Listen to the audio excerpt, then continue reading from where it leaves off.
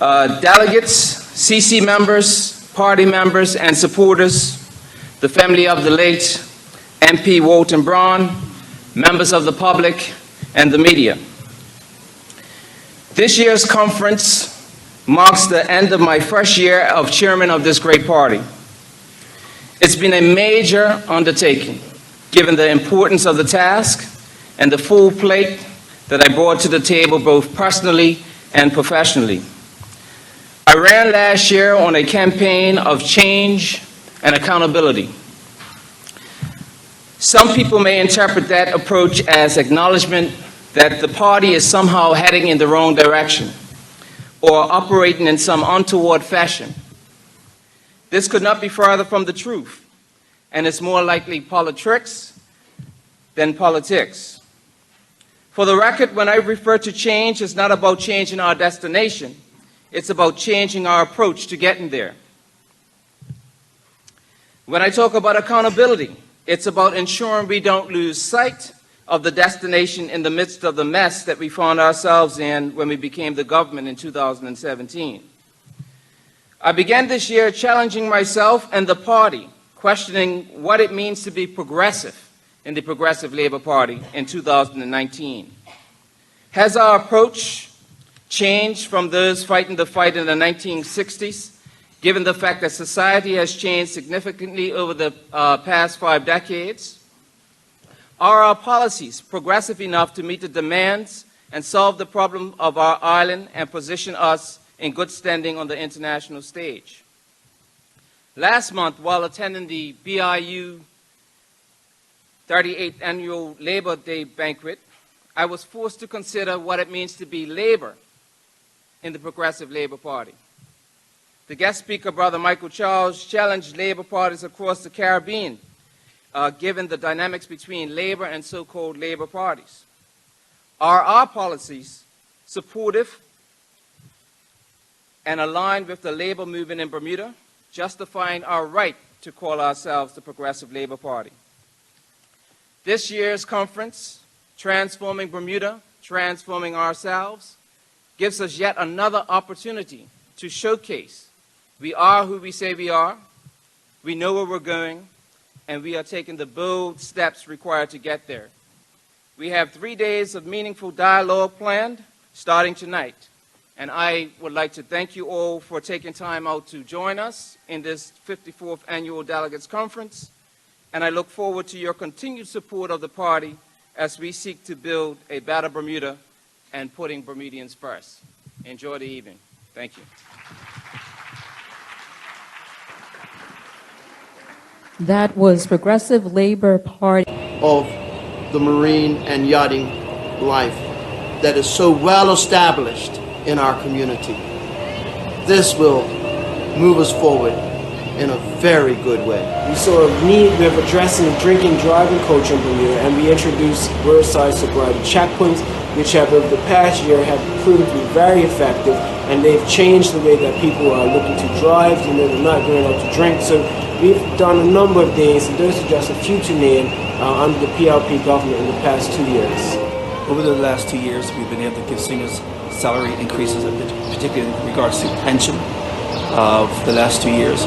We've been able to reduce payroll tax for our retail stores, and overall, those who are making $96,000 and below, we've been able to reduce payroll tax for them. I think one of the biggest accomplishments over the past 2 years for the PLP is the $15 million in optimization that we got in negotiations with Skyport with the air terminal redevelopment at the LFA International Airport. In addition to that, we've improved the number of the percentage of Bermudian workers down there from undisclosed, or with there being no minimum, to at least 65% Bermudian workers on the construction phase, and to have 95% Bermudian workers in the management side of the operational of the air terminal. Now, in addition to that, I think that the fact that we are continuing to expand roles for Bermudians and create roles for Bermudians down at the air terminal is one of our biggest achievements. 2 years ago on election night, I pledged that this government would work day in and day out to improve the lives and conditions of people in this country. Over the next 3 years, I look forward to working with all of you together so that we can build a better and fair Bermuda. Each day we will work, and together I am confident that we will leave this country in a better place than where we found it. Thank you for your support. Thank you for your encouragement. And I look forward to continuing the journey with all of you.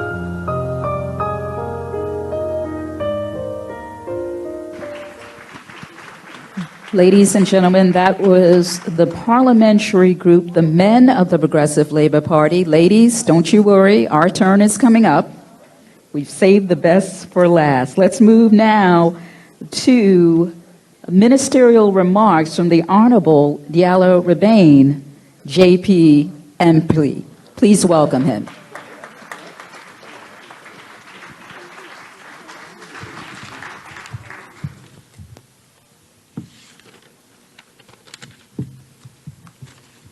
Good evening and welcome, family. It's always a pleasure to stand up in front of my PLP members. Tonight, I just want to spend a bit of time talking to you about public education. I want to let you know what we've been doing and what needs to be done. I want to talk to you about we. And when I say we, I mean we as a collective, and how we need to get serious about discussing the necessary steps as we look to transform our public education school system. When I speak about us as a collective, I'm referring to not just you gathered here tonight. I'm referring to our educators that work so hard in our classrooms and the Department of Education staff. I'm talking about our parents, like our party leader, who trust the public education system to educate their children. And most importantly, I'm talking about our students. Whether you have chosen to opt to send your children to private school or have your children in our public school system, the success or failure of our system affects you. Parents who have chosen the path of private schooling are still affected by the decisions that are made within the public school system.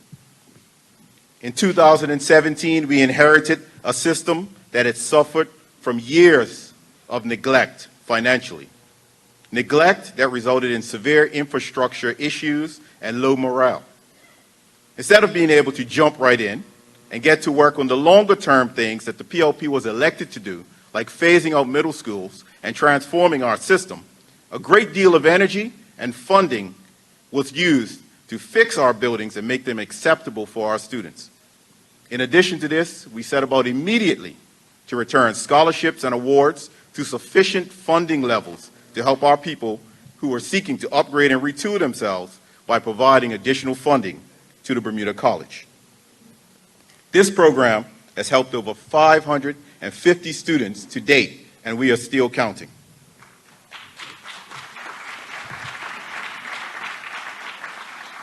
We spent a lot of time and effort in the last 2 years addressing basic issues within our schools, like repairing sick buildings, fixing broken things like fire alarms and windows, working hard to fill outstanding educator posts, some of which hadn't been filled for years, and installing Wi-Fi and building up our computer labs. These are but some of the things that we needed to get our system back in place, a place where the learning for our children could be worked on so we could start to achieve the better outcomes that they deserve. We've set about doing these things, and while far from perfect, and far from where we would like to be, we are in a much better space today than we were when the OBA was thrown out of government in 2017.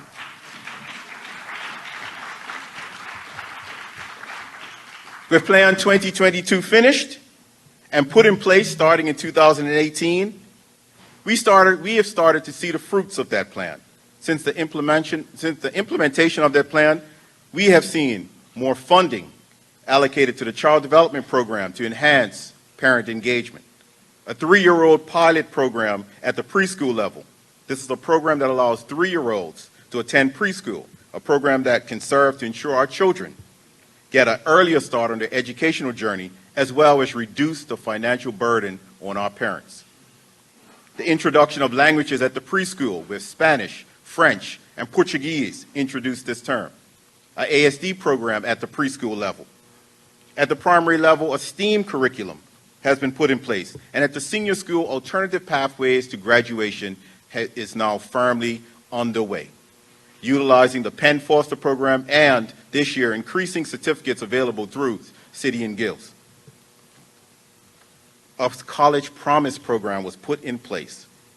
This will allow any senior graduating from the Barclay Institute or Cedar Bridge Academy to attend the Bermuda College for free as long as they maintain a good GPA.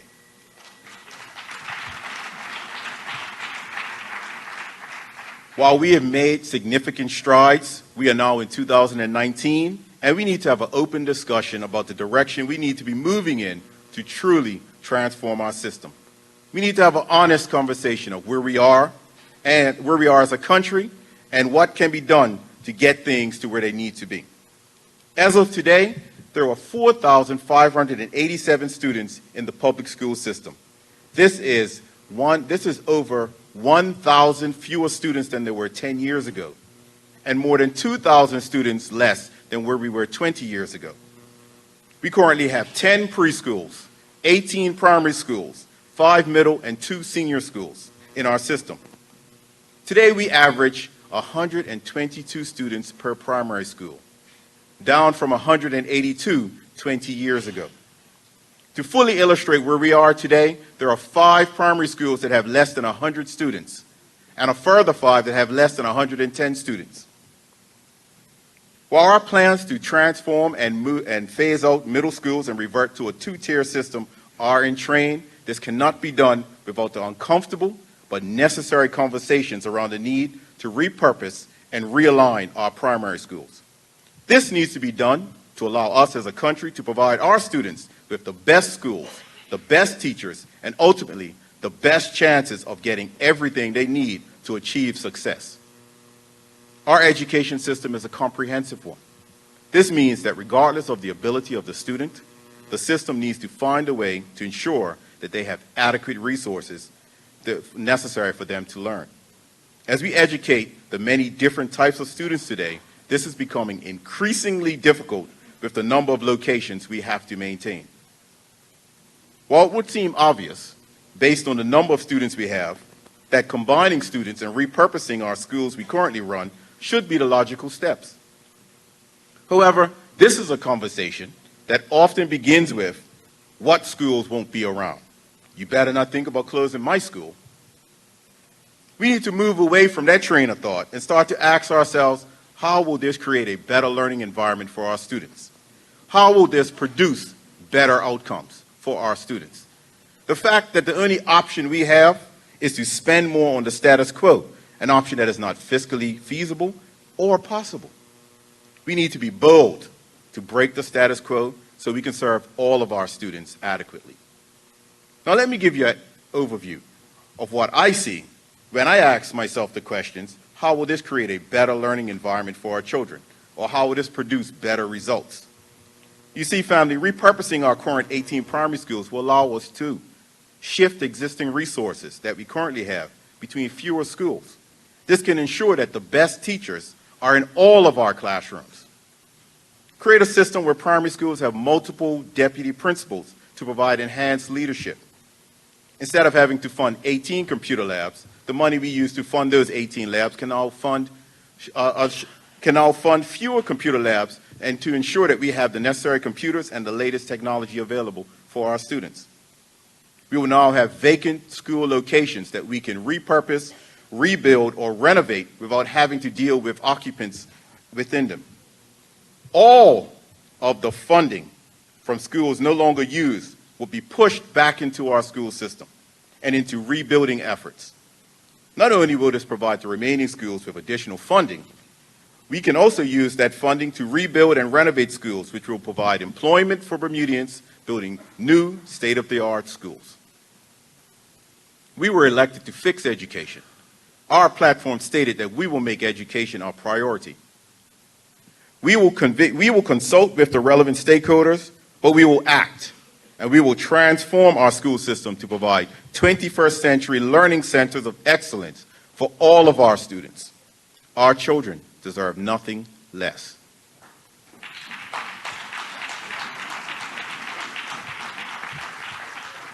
The Bermuda First report recommended an education authority, and after reading the report and discussing it with Bermuda First representatives, these recommendations are under serious considerations by this government.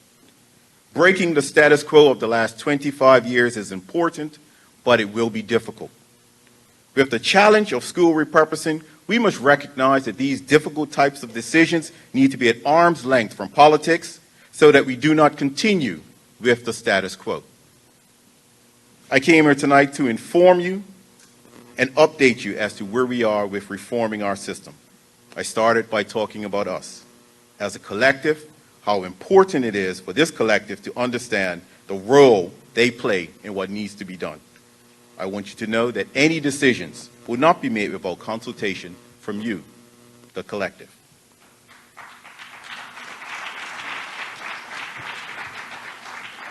However, we have to be bold. We need to have open minds and always be ready to do the one thing that we always must do when it comes to talking about our students, and that is put their needs ahead of our own. We are in the beginning of a journey that will elevate the public school system to a system of first choice. This cannot be done without you. Thank you.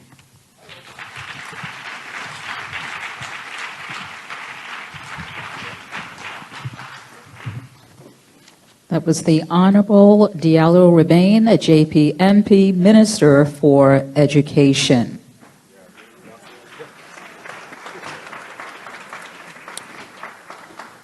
We go now to a video with the reflections of the female parliamentary group reflecting on their success over the past 2 years.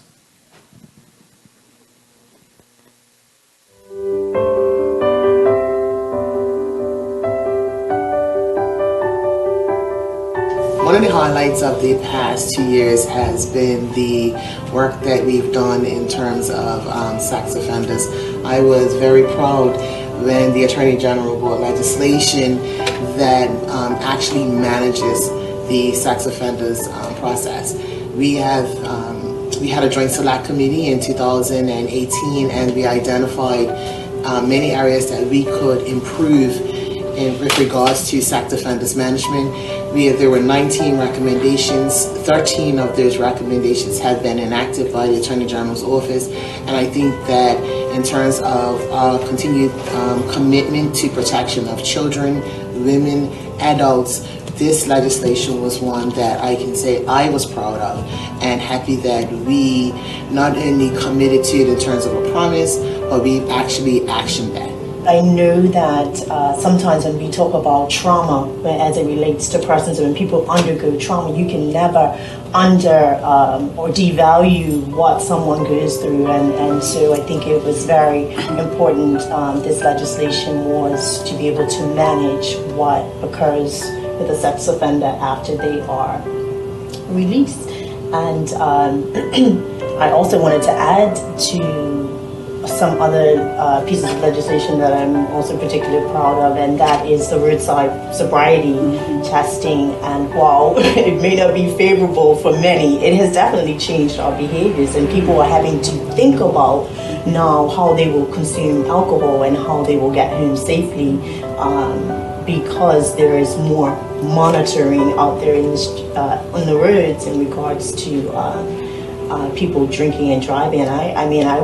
I would hope, and from what I'm hearing and seeing, that it's effective. It's effective. And I think when we talk about legislation that has been impactful, because we've passed a lot of legislation, but as far as something that has been impactful for our community, definitely the Sex Offenders Management Act, as well as roadside sobriety.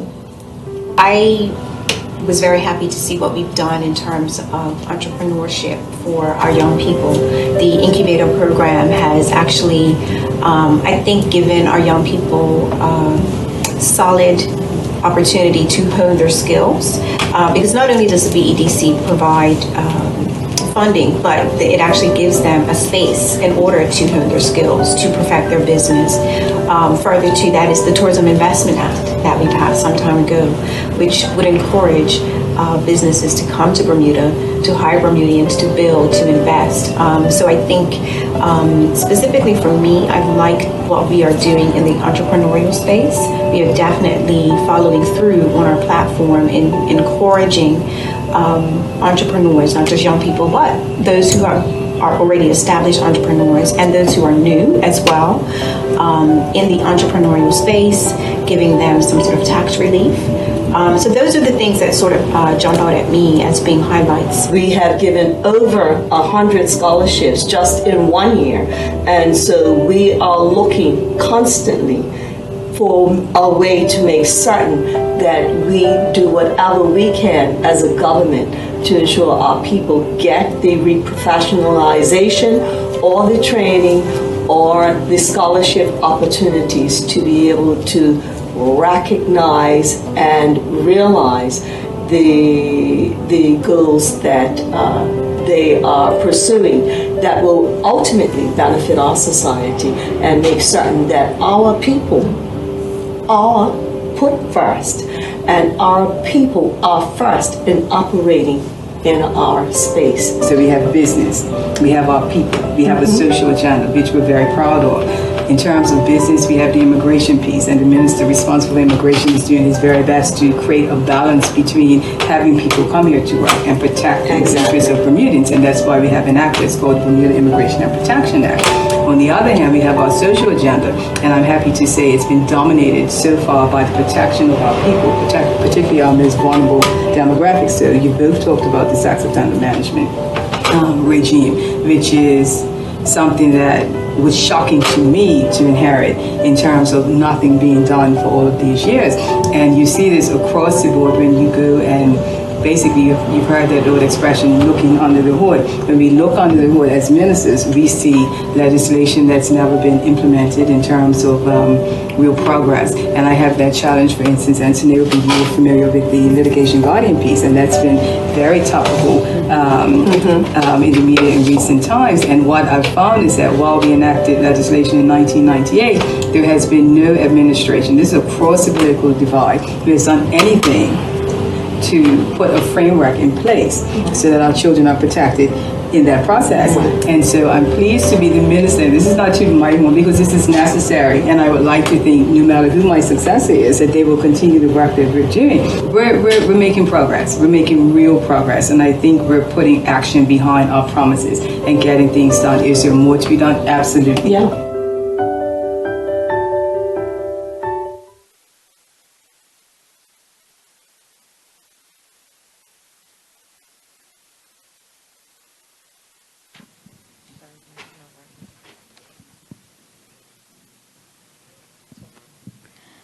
That was the women of the Progressive Labor Party. Ladies and gentlemen, please welcome Youth Wing Speaker Alicia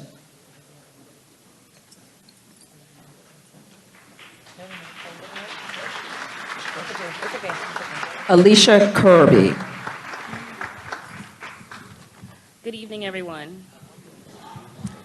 As you all know, the topic for this year's Progressive Labor Party's annual delegate conference is Transforming Bermuda, Transforming Ourselves. However, I want to challenge you all to consider this topic in the reverse. The former should be consequential to the latter. We as a people must focus on transforming ourselves in order to transform Bermuda. The 2019 theme puts our people at the center of our development as its ultimate beneficiaries. Whilst often looked past or purposely forgotten, Black Bermudians have been part of a long legacy of creating transformation on this island and throughout the world. The problem with transformation is that most people forget it's a process and a slow one, but quitting won't speed it up. When the party was founded in 1963, our platform called for equitable taxation, an end to racial discrimination, economic parity, and welfare programs, as well as housing, educational, and electoral reform. Although almost 6 decades have passed since the formation of the island's oldest political party, many of our struggles are still the same. The fight for independence, Bermuda's ultimate transformation, began almost 3 generations ago. And it's heartbreaking to hear the stalwarts of the party painting from the same grievances they did half a century ago. I must remind you, we cannot give up on the dream just because of the time it takes to accomplish it, because time will pass anyway. We are not the same Bermuda from a year ago or even a month ago. Every hurricane season, we are tested, and with each storm, we transform. We rally together using our strengths and transform into expert meteorologists, outdoorsmen, repairmen, news reporters, and much more until our island is restored. We as a people are used to wearing many hats to get the job done. It cannot be disputed that there is anywhere else on the face of the earth that can be beaten by a Category 3 hurricane, 125-mile-per-hour winds, and some tornadoes, only to recover in less than 12 hours.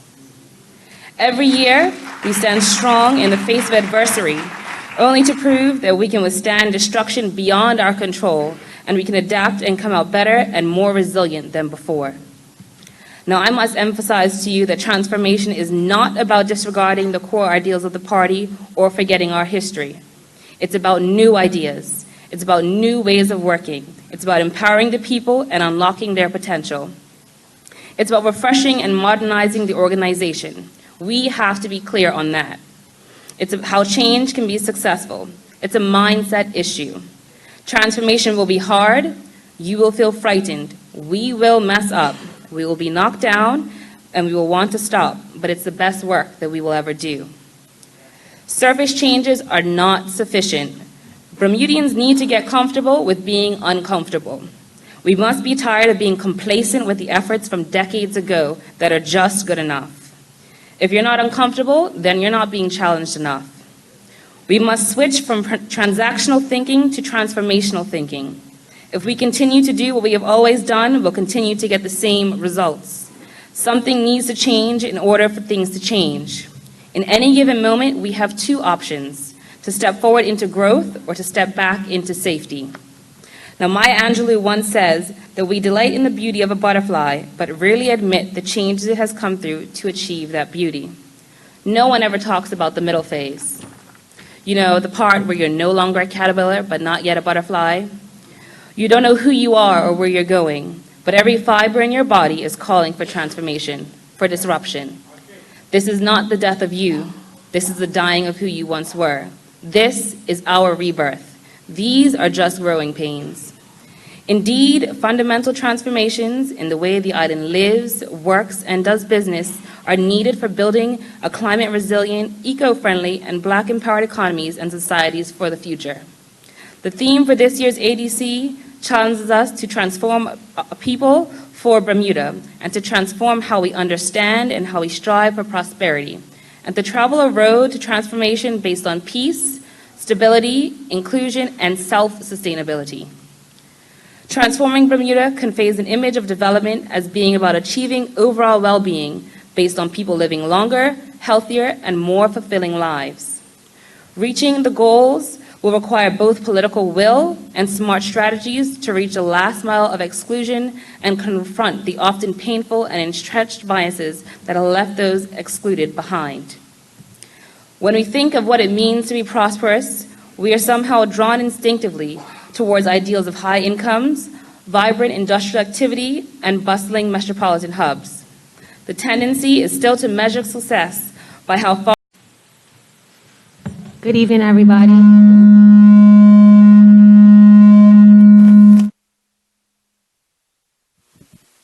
Let's try this again. Good evening, everybody. Can you hear me?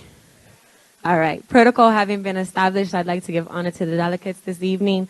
Very, very honored to stand here and sing for you tonight. The song that I'm going to sing is entitled Here We Are, and I hope you enjoy it.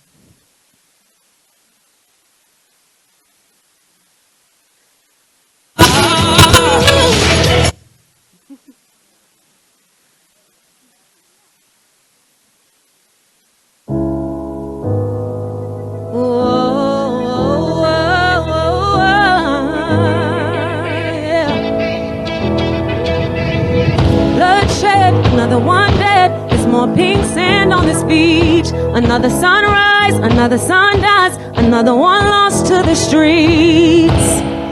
As our mothers cry, in our lives. Hands on my hair, stop touching me there. You know what you're doing to me. You see, I'm scared, fell in love with my fear. I thought that we were family. Don't tell me it's alright. Before I take my life, just know there are some alive, and there are some who strive,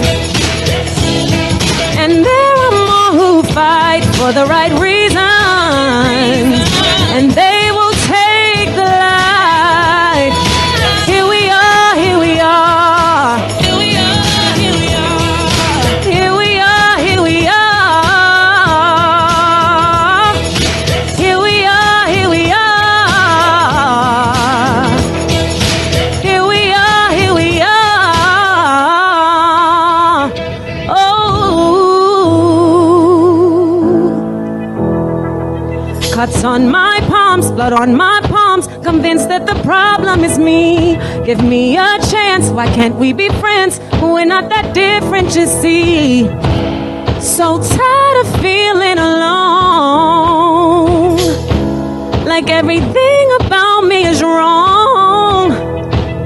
Log on first thing in the morning, media can be so mean. Always scrutinize, mean comments, no likes. You're not what you see on a screen. Baby, open up your eyes. That's where your beauty lies. There are some alive. Come on, put your hands together. And there are some who strive, and there are more who fight for the right reasons, and they will take the light. Here we are, here we are. Here we are, here we are. Here we are, here we are. Here we are, here we are. And we must never forget generations who are next. They'll keep us pressing onward. Yeah. Yes, there are some who fall. Just know it's not us all. And we will do our best.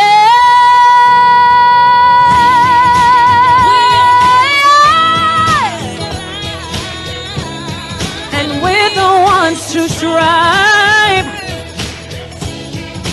We're the ones who fight for the right reasons, and we will take the light. Here we are, here we are. Oh, here we are, here we are. Here we are, here we are. Here we are, here we are.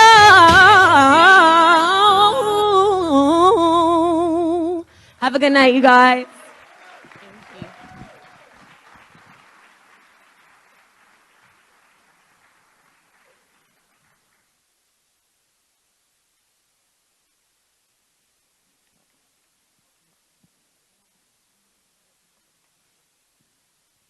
Thank you, Olivia Hamilton.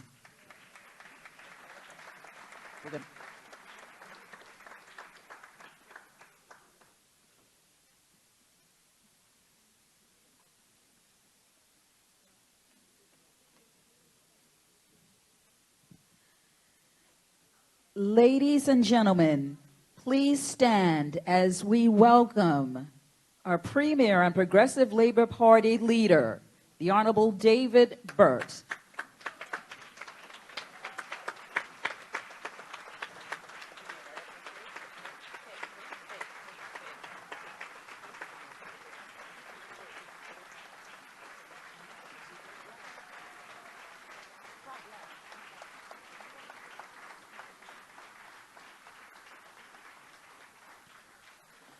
You may be seated.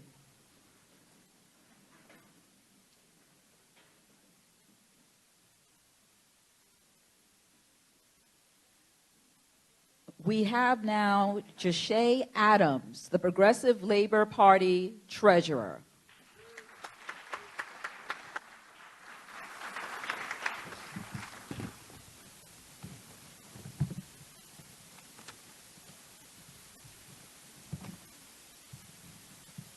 Somebody asked me earlier if I was nervous. I told them, there's no need to be nervous when you're speaking to family.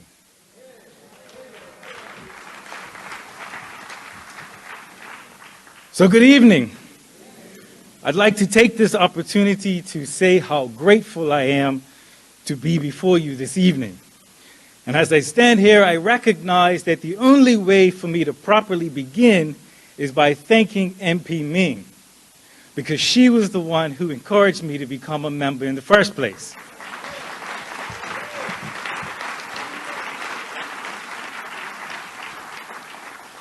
I'm glad that she did, and now that I am, I assure you, family, I'm not looking back. When I initially joined the party, I felt it was important to first learn and study the history. So I picked up a book and read about Freddie Wade and Dame Lois Brown Evans. I asked questions about Walter Robinson and Dr. Ewart Brown, and I heard the famous story of our founders in the Faithful Garage. And the more I learned, strangely enough, the more disheartened I became. You can imagine my disappointment to find out the same things we were fighting for in the first election are the same things we are fighting for today. Economic parity, equitable taxation, the end of racial discrimination, the list goes on. And so naturally I ask myself, what are we doing wrong? Are we the definition of insanity? As in, as a party, are we doing the same things over and over, expecting a different result? Or are there still too many of us unaware that political power is simply not enough? Real change, as I see it, comes when we combine political power with economic power and what I call the Desmond Tutu effect. So as we gather on Court Street in our sea of green and we hug complete strangers and we celebrate election victories, we must recognize that we've only won part of the battle. The real change those before us were seeking is achieved when we combine the political power with economic power, and economic power can only be achieved when we are organized, when we are determined, disciplined, and dedicated. When we are determined, disciplined, and dedicated on being united.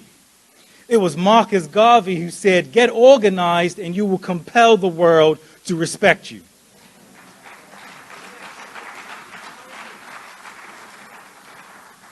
I got my first lesson on being organized and unified at 10 years old. I stayed at my friend's house longer than I should have. I came home and I could see the relief on my mother's face. She hugged me, and then she quickly gave me a whooping I'd never forget. And so I went home, I woke up and I immediately went to my grandma's and I went to tell her all about it. And when she dropped me back off, my mother gave me a second whooping.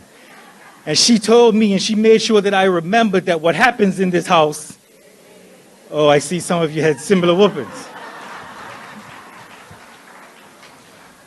So as I've grown, I appreciate how this applies to our party. Because none of us, and I mean none of us, are going to get everything that we want. And so therefore, it's destined to be times that we fundamentally disagree. But outside of our circle, it's critical that we reaffirm our support. Because it's time our opposers understand there is no trick, no lie, no scare tactic that will break our bond.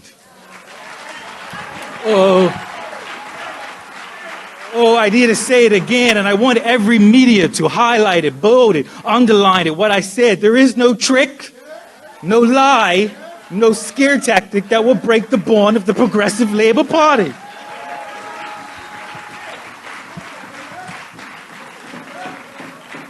Our unity will also produce economic power when we stop looking for others to do for us what we can do for ourselves.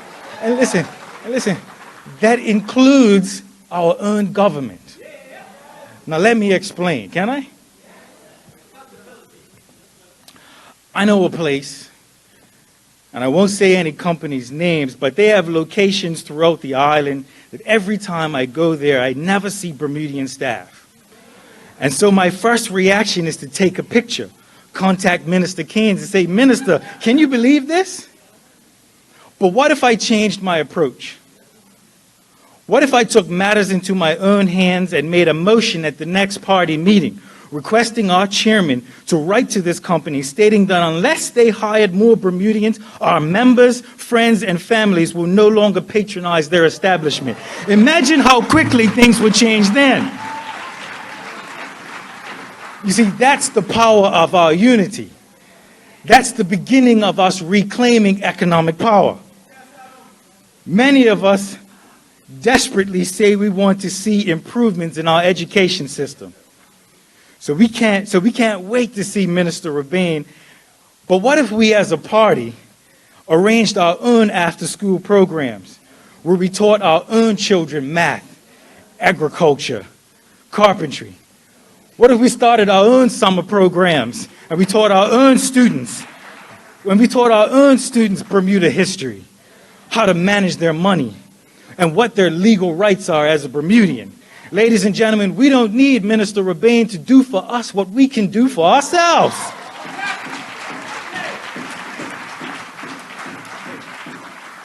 And so this leads me to my final point.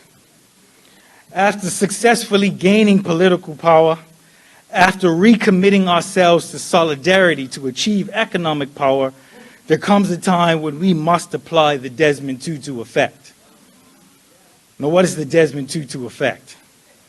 It was Desmond Tutu who said, if you are neutral in situations of injustice, you have chosen the side of the oppressor. Oh, I want to say it just one more time. If you are neutral in situations of injustice, you have chosen the side of the oppressor. Ladies and gentlemen, the time is long overdue where we draw the line in the sand and we tell our oppressors and the beneficiaries of oppression that being neutral is no longer an option. Saying you weren't involved, pretending injustice and inequality doesn't exist, or thinking that it will fade away in time is no longer an option. Quite simply, as a party, our focus is bridging the gap between the two Bermudas. So I'm not asking for everyone to agree with every PLP decision. But what I'm saying is that if individuals are not at the table to discuss a way forward, as a party, we must adopt the mentality that you are either with us or against us. So if you are with me, as I am with you, if you are committed to taking this party to a new direction, if you are ready to show this island that the PLP has never been stronger, I ask you, in honor of our brother, Walton Braun, please say it with me with everything you have. PLP all the way. Thank you.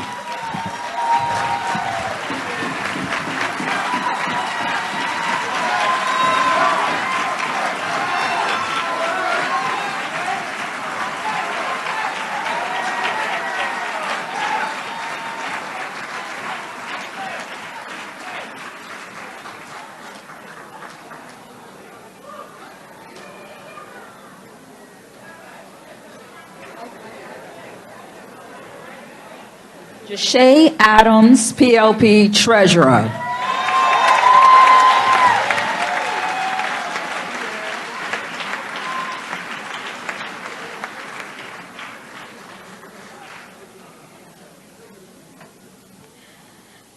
Ladies and gentlemen, please welcome the Premier and Party Leader, the Honorable David Burt, as he addresses the members and delegates of the 54th Annual Delegates Conference of the Progressive Labor Party.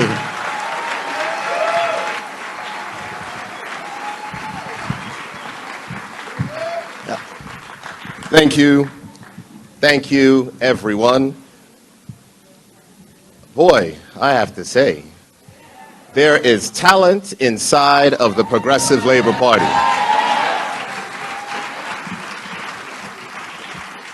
And I am so happy that this conference allows us to highlight some of our young members who are contributing to this party, who are working in this party, and who are serving in this party.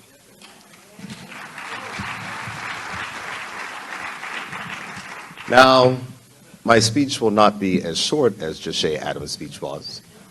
I knew where we came from, to update you on where we are, and to enlist Bermudians in this party's renewed mission to fight the status quo. Members, in the midst of one of the world's most turbulent decades, the 1960s, a few men of vision set about changing a centuries-old status quo on easily the most conservative island in the region. We cannot know precisely what was in the minds of Richardson, Allen, Dijon, Wilson, Cann, and Smith. But here, in the shadows of the house in which they worshiped, we stand having exceeded their wildest dreams, and we are the torchbearers of a great legacy of strength and determination. It is on their shoulders that we stand, and through their selfless desire for change, that we form the government of Bermuda, that must again meet the fierce need to abandon the status quo. Where have we come from? We were elected on the promise of change, and on a platform which some term the most progressive agenda in the history of party politics in Bermuda. The people responded to the call for change and sent us to the House of Assembly, first with 24 seats, and later that became 25. In the 27 months since the election, many lessons have been learned, and we have grown a lifetime in the school of governing. Faced with an onslaught of economic issues, we did not really enjoy a honeymoon period. Look at the hand we were dealt.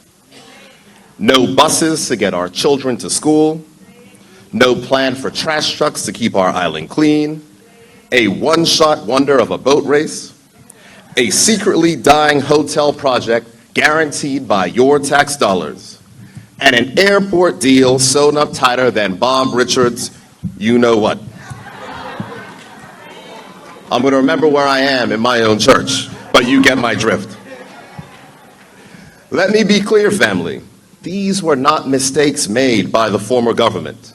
These were deliberate acts. They govern in this way by design, not by happenstance. That is who they are. With your support, we have changed the course they have set and restored some faith in the relationship between government and the people. We made the achievement of higher education a reality through our College Promise program, with over 500 students, young and not so young, have embarked on educational opportunities thanks to this PLP government. Young people whose lives were changed in an instant because of a mistake will no longer be chewed up and spat out because of the criminalization of cannabis possession. Seniors who had worked all their lives under a system of inherent inequality were told money doesn't grow on trees, but now see a pension increase guaranteed every year.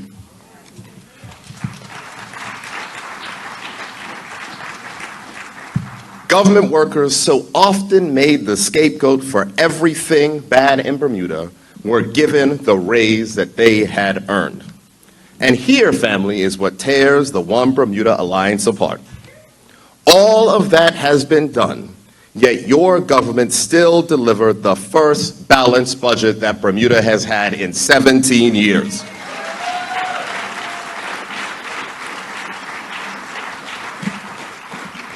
However, tonight, I see it as my responsibility to sound a new call. The duty I have to my children, to your children, and your grandchildren is to eliminate the politics of fear of change and the unconscious defense of the status quo. Again, the unconscious defense of the status quo. As the leader of this great progressive Labor Party, it is my humble task to articulate a progressive vision for the future.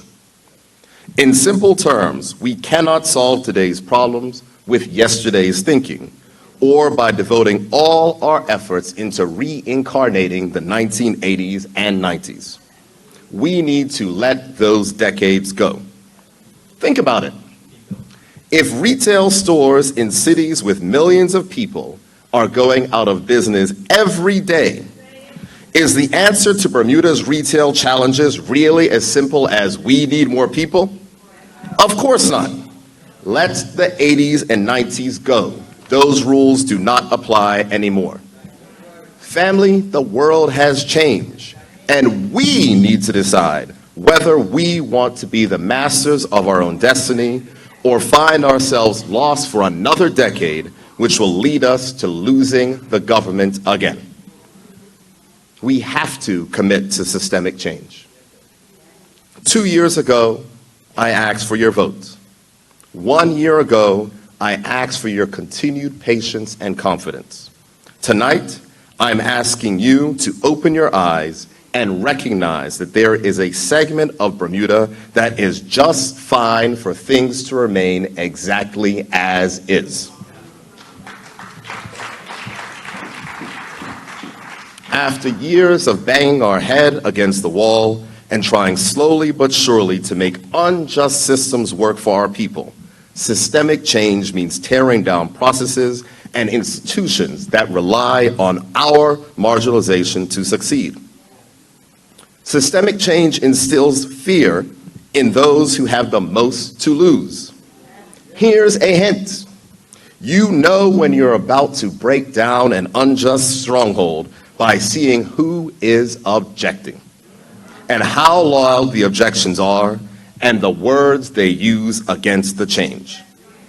So when this government moved towards fairer health insurance costs and developing a health insurance package that has better benefits for hard-working men and women and their families, look who led the charge against it.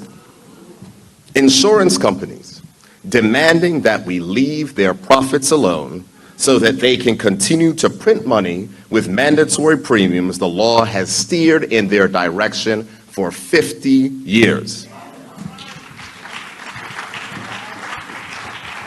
And out came the C word, consultation.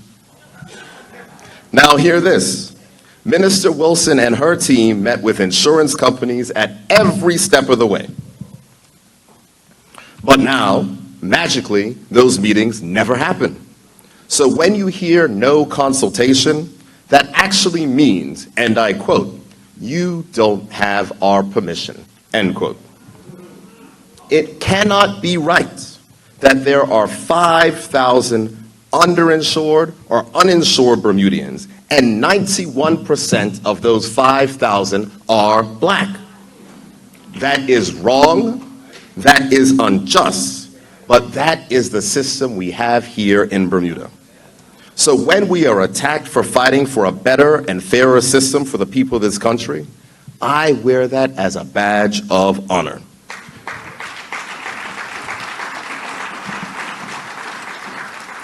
Because in the Bermuda that the Progressive Labor Party leads, we must have fairness. We cannot have persons that do not have access to health care or systems that leave many Bermudians behind without adequate coverage. The government will consult. We will work with doctors and practitioners. But when we decide on a course of action, we will not seek the permission of those who do not share our goals for a fairer and better Bermuda.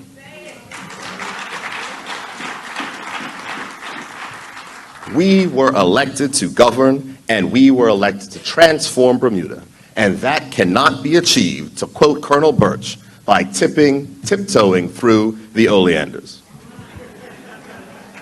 The health insurance sector is not the only sector that needs systemic change.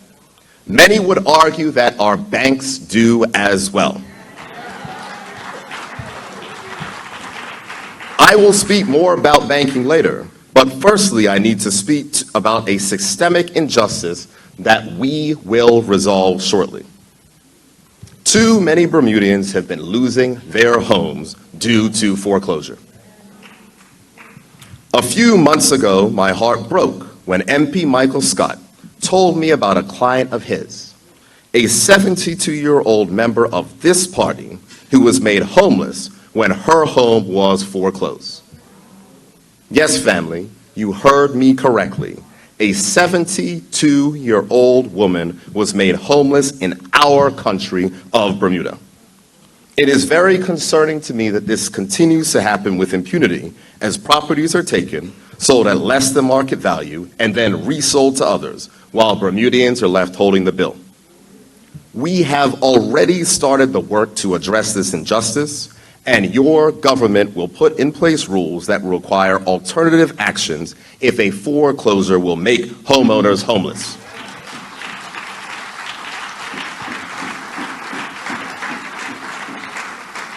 Additionally, we will require all foreclosures to be reviewed by a government body to ensure that the banks are acting in a fair and just manner.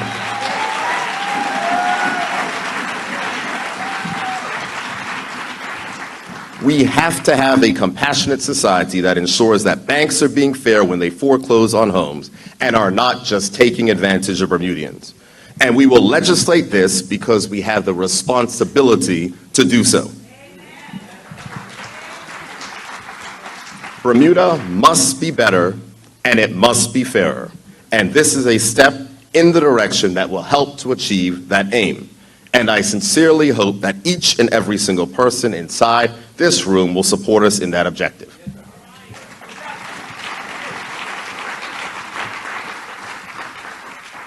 Family, allow me some time to speak about the challenging issue of immigration reform. Former Minister Wayne Parentchief described immigration as the third rail of Bermudian politics.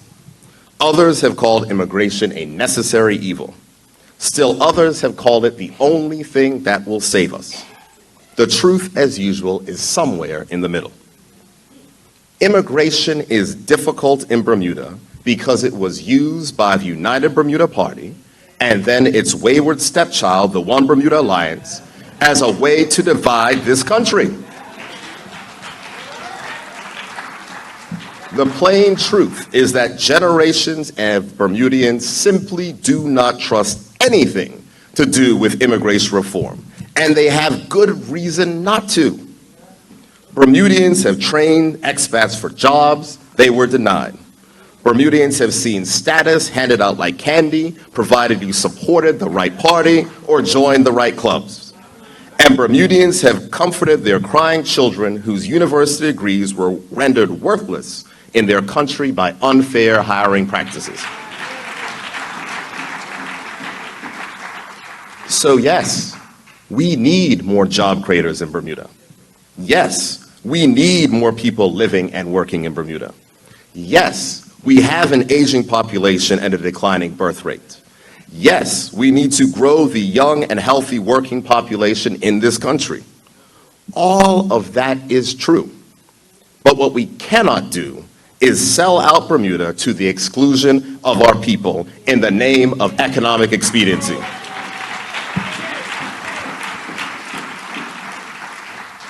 The history of immigration policy in this country proves and teaches us that Bermudians need to be protected. So to all of those people who benefited from that history and are openly calling for a return of those supposed good old days, comprehensive immigration reform is coming, but make no mistake, it will not be your father's immigration policy all over again.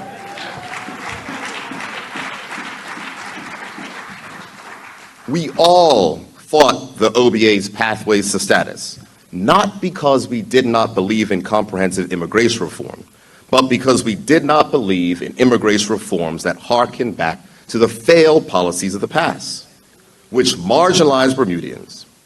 We have the power to shape the future and to make sure that immigration reform works for our children and our children's children, just like it does in other countries.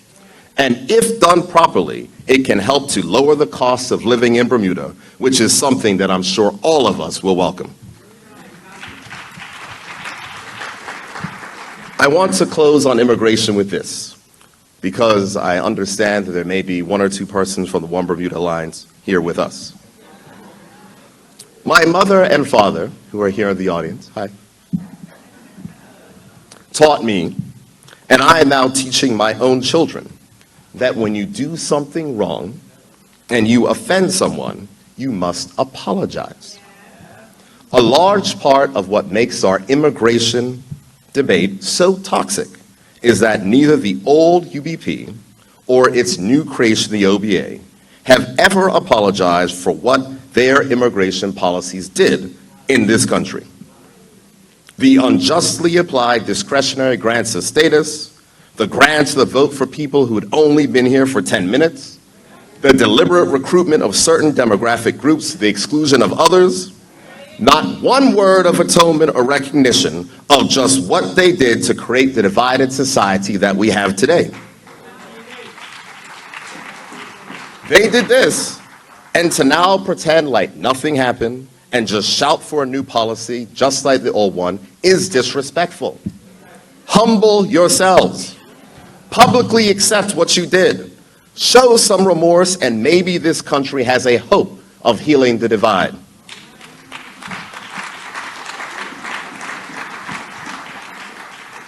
Even the Anglican Church eventually apologized for its role in slavery. You have an opportunity to do the right thing. Now, colleagues, to the meat of my remarks. I told you, controversy is coming. I'm going to talk about our battle against the status quo, because it is my belief that in Bermuda, there are two types of people. It's not black or white. It's not rich or poor. It's not OBA or PLP, to be honest. It is those who are for the status quo and those who are against the status quo. The Progressive Labor Party was born from the will to fight the social and economic inequalities that divided Bermuda, keeping a segment of Bermuda behind, the majority black segment. Progressive policies were needed to fight a legacy of oppression, segregation, and inequality. The progressive stances were required then and are equally required now. However, it seems that we, as a party, are unconsciously becoming the guardians of the status quo. A status quo that fails to serve the best interests of people. Look at the furor that was set off by skipping the throne speech for just 1 year. It is as though the suggestion of change Bermuda, any change, meets with a hostile reaction, no matter how small the change is or whether the change may be good for us. To progress, change is required. Change is required to break down systemic barriers that have hindered the advancement of all in Bermuda. We require a change in mindset, but we also require a change in the way that we view our economic system. We must create a new normal that will use the force of government to heal the ills that plague our society. At times, I feel that we are struck with amnesia. We forget who the real enemy are, and too often focus on disruptive internal cannibalism. While we bicker and fuss, the real enemy maintains control of the wealth and our economy. And their political puppets plot our demise. We must never lose sight of who the real enemies of progress are. And a united front under a common vision is ultimately what is required. In our final reply to the budget in opposition, we said that the PLP was not running to be the best manager of the status quo, because the status quo has largely failed most of the people of Bermuda. And the reality is that since 2 years we've been in government, although we have some accomplishments we can point to, our people are becoming impatient with the pace of change and are questioning whether or not we have the courage to break the cycle, to take on the status quo. They are wondering if we are willing to back up our tough talk with action. They are wondering if we really feel the plight of the working class in Bermuda. who, given as much as they earn, should be solidly middle class, but are still struggling to make ends meet. Crushed by the cost of housing and mortgages, challenged by food prices and facing high electricity bills, they wonder if we really understand what is happening in Bermuda. The fact is, family, yes, we do.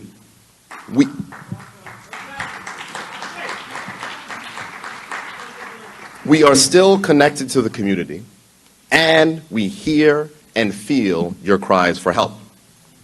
However, it is clear to me more than ever that the challenge is not rooted directly in the government's management of the economy, as some would have you believe. Why not? Because the structure of the economy is not set up to reduce costs or make life easy for the working class. It is not who is managing the system, it is the system itself. The fundamental basis of our economic system is broken, and although the forces behind the status quo may be less well off than they once were, they are still well off. While the vast majority continue to struggle, duty changes and elimination for staple food goods, energy-efficient light bulbs, mortgage duty elimination are mere tinkering around the edges, when, as our dear departed colleague, the late Walton Brown stated, direct action is needed. So, family, I am here to tell you today that this government will take direct action in tackling these forces by using recently changed laws that allow the government to start corporations through the Bermuda Economic Development Corporation that will keep our local companies honest while providing relief to many in this country. Not only will we start these companies, but all of you will have the option to become shareholders so that you can enjoy the collective benefit.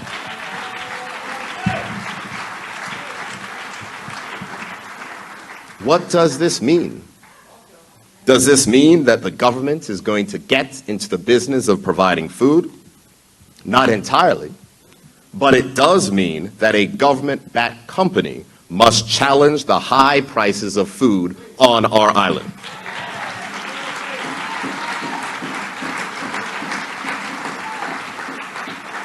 Family, let me give you an example of how Bermuda's economy does not work for the majority, and why the power of government must be used to reduce prices in our economy.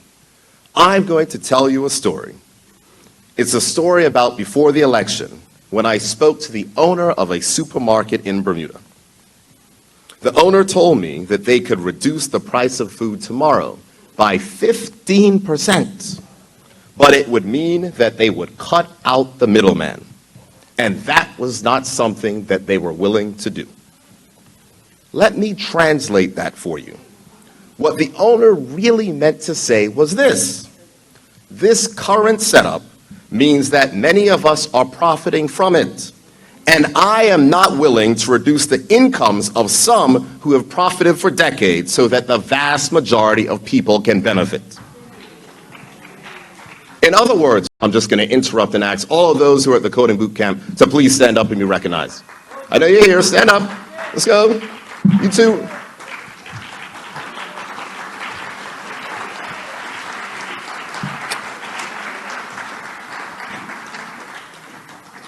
Now, as I said, we want to empower entrepreneurs using technology to build a more efficient model. Just one problem, right? You'll need to go to the bank to get some money. And we know how, in the Bermuda of today, that story will end. So, you may ask, where will we get the money, Premier? We are barely able to save as it is. We don't have the money to start our own supermarket. Well, guess what, family?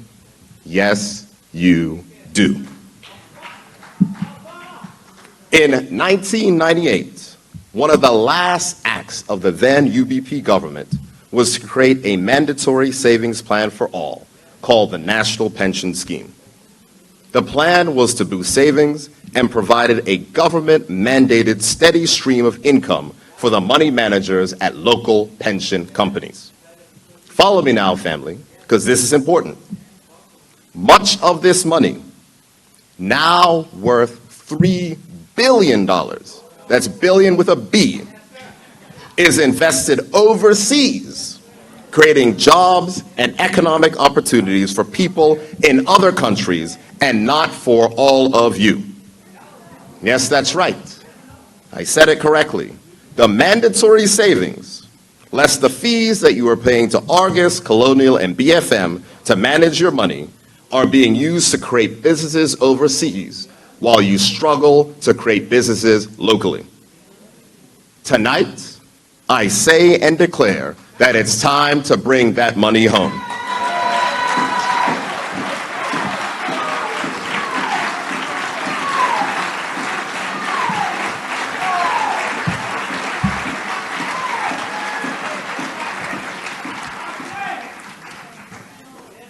The hopes and dreams of entrepreneurs who wish to compete with the established generational wealth to make our economy more efficient and create wealth for them and future generations can no longer be deferred.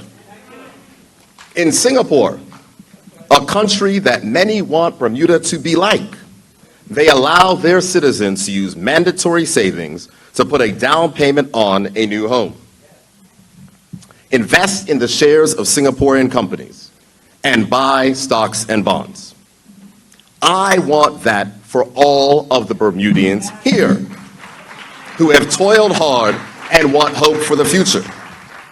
I have faith that Bermudians can look at what they have, assess the risks, and decide if they wish to make a bet on their future. If they are confident in their plans, they should be given access to a small portion of their forced savings to benefit themselves and their families. It's very simple. If it's good enough for the people in Singapore, it's good enough for the people of Bermuda.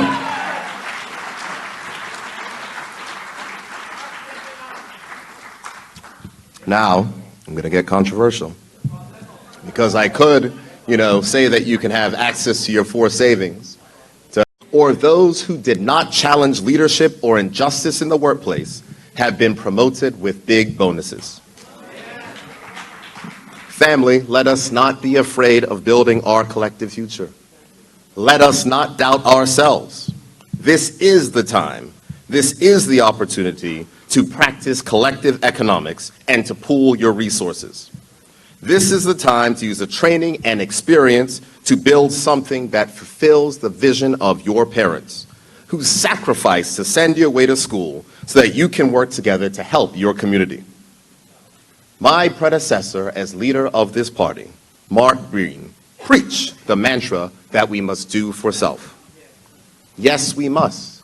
And yes, I want us to do for self. But we, as the Progressive Labor Party government, must give our citizens the tools and resources to do for self. What is standing in our way is access to capital. And we will let you bring your capital back to Bermuda so that it can work for you, and collectively we can fulfill that vision of doing for self.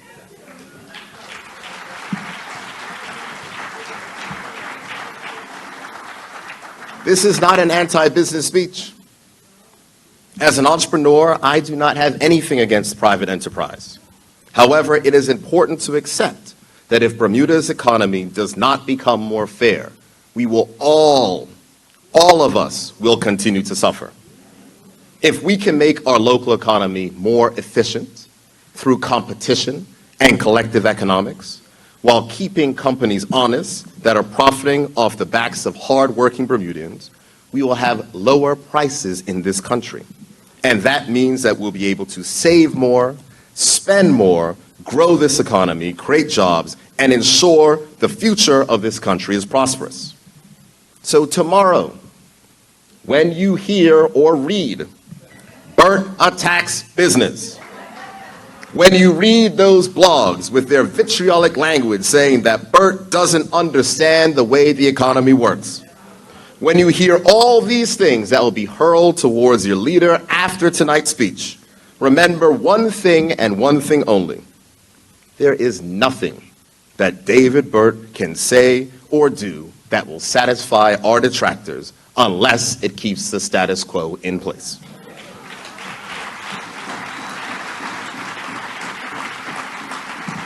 However, we were not elected to serve their interests. And if there is one regret that I have over the last 2 years, it is possibly being too deferential to the interests that will never support this party's aims and objectives. Yes, we will govern for all of Bermuda, but not all of Bermuda needs help. So when they go back to their talking points and call me a radical, remind them that we've done it their way for 50 years and it has not worked for the people of Bermuda. Enough is enough. It is not radical to expect lower prices in the country so that individuals do not have to work 2 jobs to tread water. It is not radical to expect that families can have a decent life and save for their future. It is not radical to expect and allow people to voluntarily use their savings to invest so they can build a home or invest in a business for the future. It is not radical to take what has worked in other countries that have worked to build the middle class and make people property owners.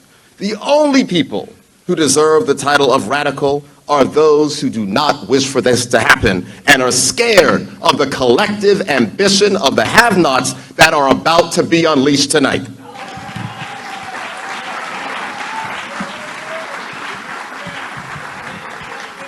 So, family, where do we go from here?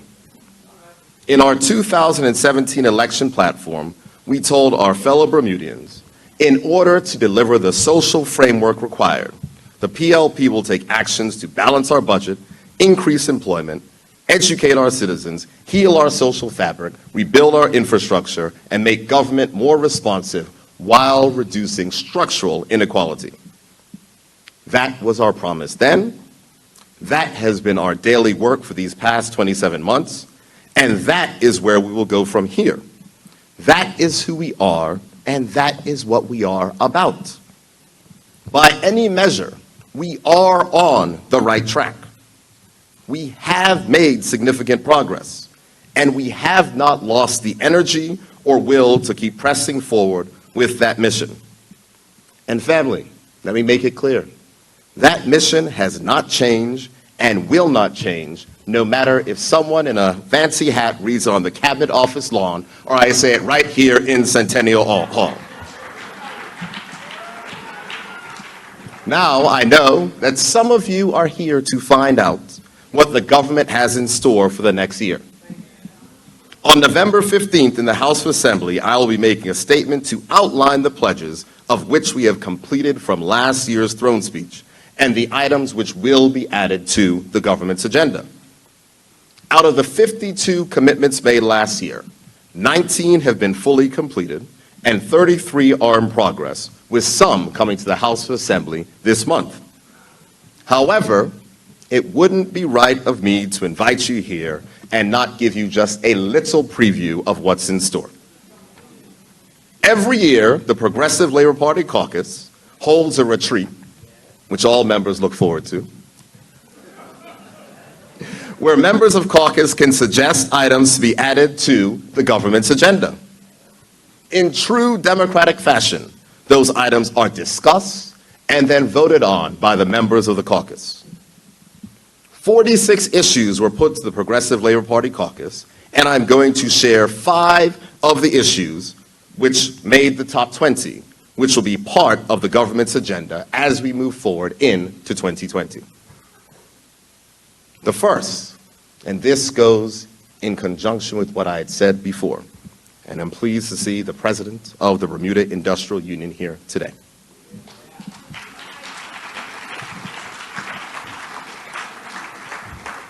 The government will work with our labor unions to create the Union Deposit Company, a cooperative company that will provide expanded access to lower mortgages for their members.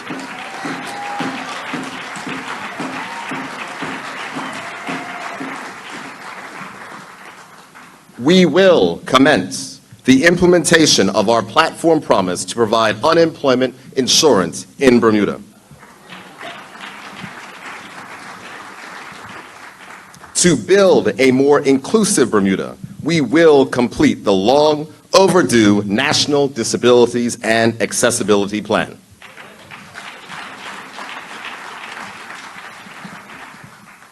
To support our educators, we will repurpose a school building to be used for alternative education.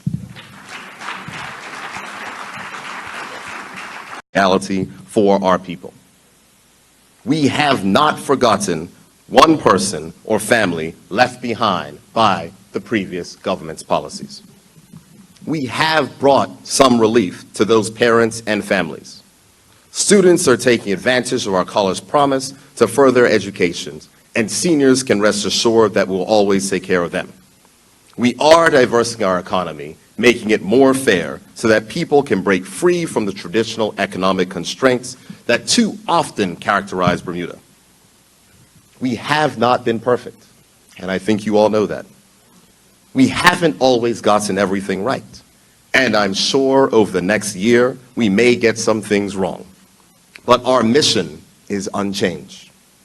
We are clear on what we have been elected to do, and with your support and with your strength and commitment, we will finish this race strong. I am confident in Bermuda's future because I have seen firsthand how this team of ministers and MPs, senators, and party executives have put public service first. Let's give them all a round of applause, please.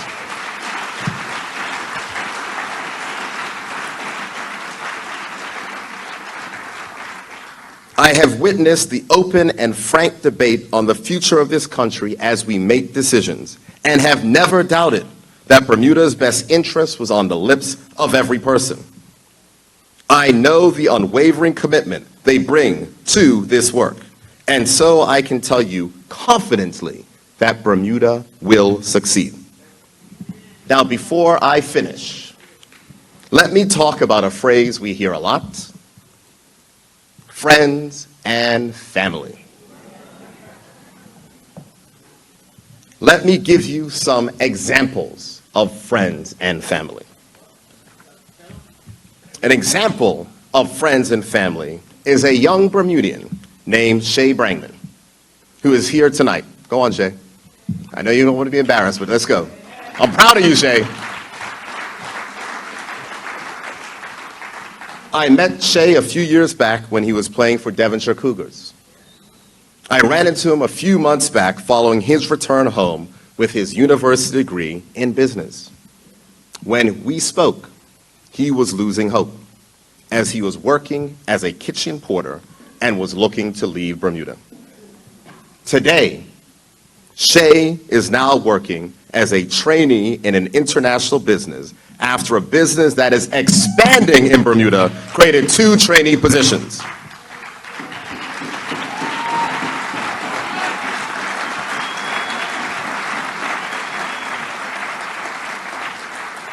So when you hear them talk about friends and family that the PLP is looking out for, I want you to think about my friend, Shay Brangman. Or Dejan Richardson. Where are you, Dejan? All right, there you are. A very good Somerset supporter who actually met me at Cup Match. And I remembered it. Missed that one, huh? Dejan recently graduated from university and studied hard and approached me at Cup Match saying that he was looking for a job in the investment field. He had studied hard and already earned some investment certifications. And I was incredibly proud to recommend him to a company for a trainee position of where he's currently employed. Congratulations, Dejan.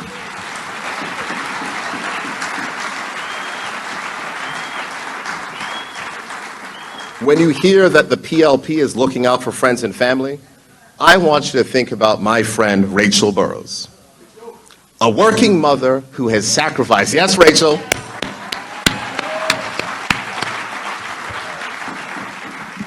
A working mother who has sacrificed to provide for her children, who has had the opportunity to go back to school and earn her bachelor's degree from the Mount St. Vincent University.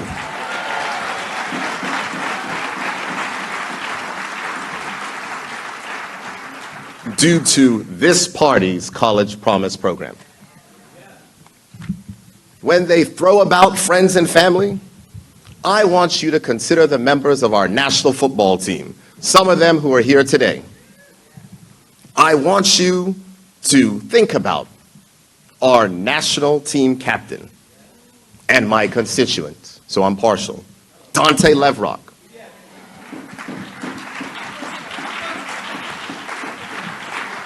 Who was granted a Dante's still overseas, by the way, but I'm still going to talk about him, because he was granted a graduate scholarship to continue his master's degree program so that he will continue to excel off the field as well as on the field.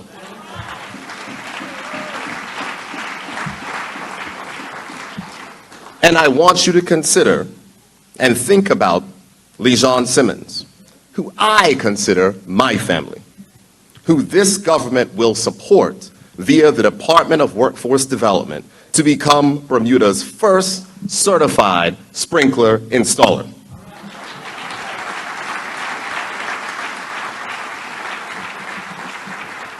Family, these stories are important because you will not read them in the Royal Gazette. But they are a testament to the ethos of this government to make sure that we look out for those who need someone to look out for them. So family, friends, colleagues, members, those are my friends, but those are your family.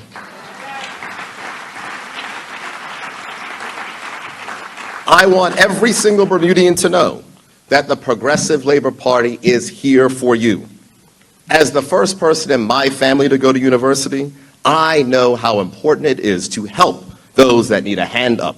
And the members of this party, our parliamentarians, and everyone from top to down will not rest until every Bermudian is given a fair chance in this country.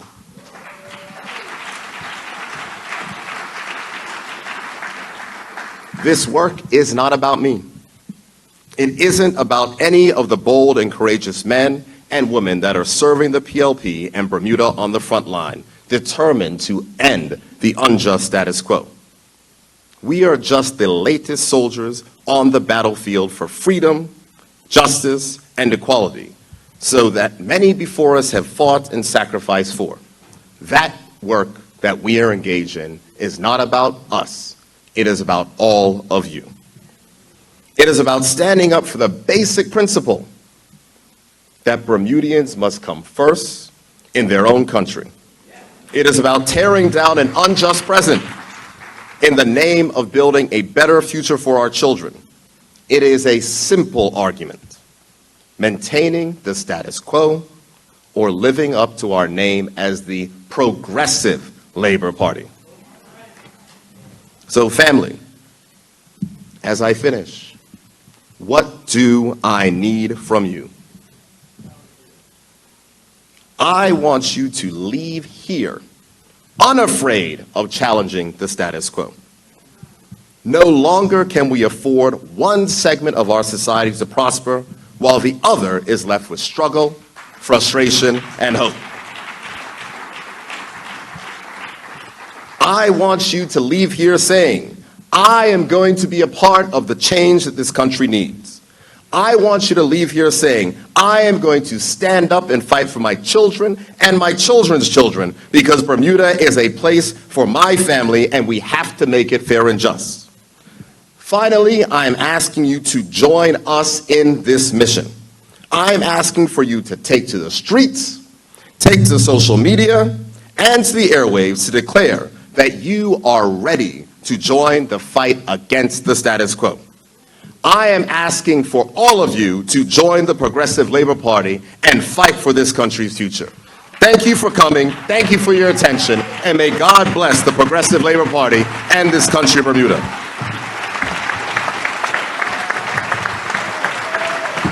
Ladies and gentlemen,